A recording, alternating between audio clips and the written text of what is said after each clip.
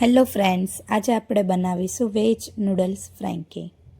એના માટે આપણે સૌથી પહેલાં લોટ બાંધી દઈશું અને આપણે બજાર જેવી બનાવી છે તો આપણે મેંદાનો જ ઉપયોગ કરીશું. હવે લોટ બાંધવા માટે આપણે અંદર સ્વાદ અનુસાર મીઠું અને થોડું થોડું કરીને પાણી એડ કરી દઈશું, જેથી આપણે લોટની અંદર પાણીનું પ્રમાણ વધારે ન થઈ જાય.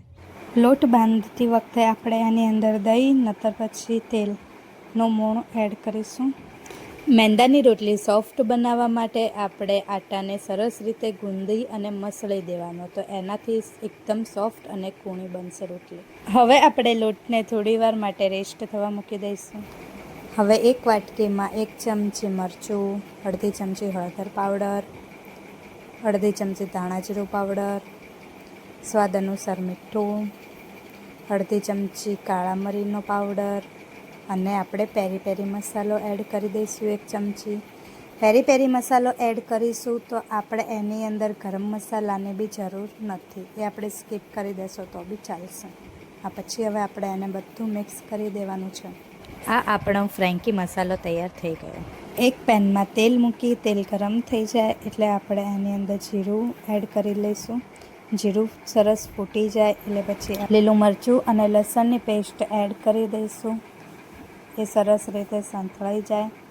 જો આવી રીતે ગોલ્ડન બ્રાઉન કલર થઈ જાય એટલે આપણે સમજી લેવાનું કે આપણી પેસ્ટ થઈ ગઈ છે. હવે એની અંદર આપણે મસાલો બનાવ્યો હતો એ 1.5 ચમચી જેવો એડ કરી લઈશું, અને જો તમારે વધારે તીખાશ ખાતા હોય તો તમે એનાથી થોડો વધારે બી એડ કરી શકો છો.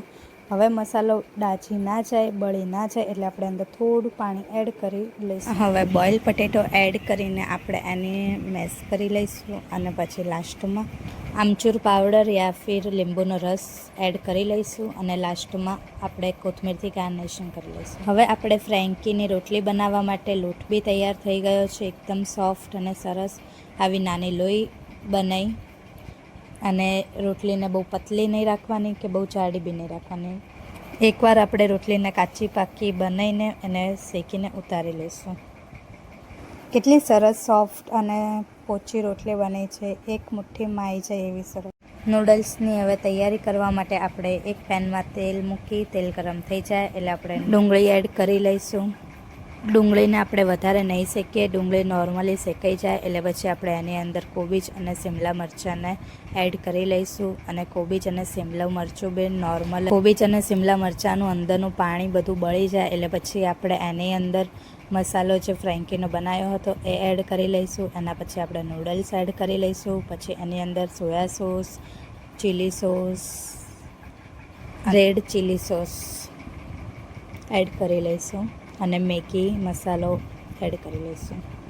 અને પછી બધું જ મસ્ત સરસ રીતે આપણે એને મિક્સ કરી લઈશું. મને થોડો ચાઇનીઝનો કલર ઓછો લાગતો હતો એટલે પાછો સોયા સોસ એડ કર્યો છે.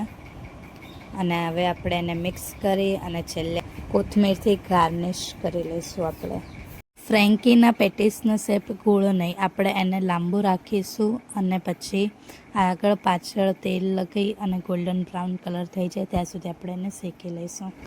એક રોટલી લઈ એના ઉપર ગ્રીન ચટણી લગાવી દઈશું આપણે, અને ફ્રેન્કી મસાલો એડ કરી લઈશું ઉપરથી.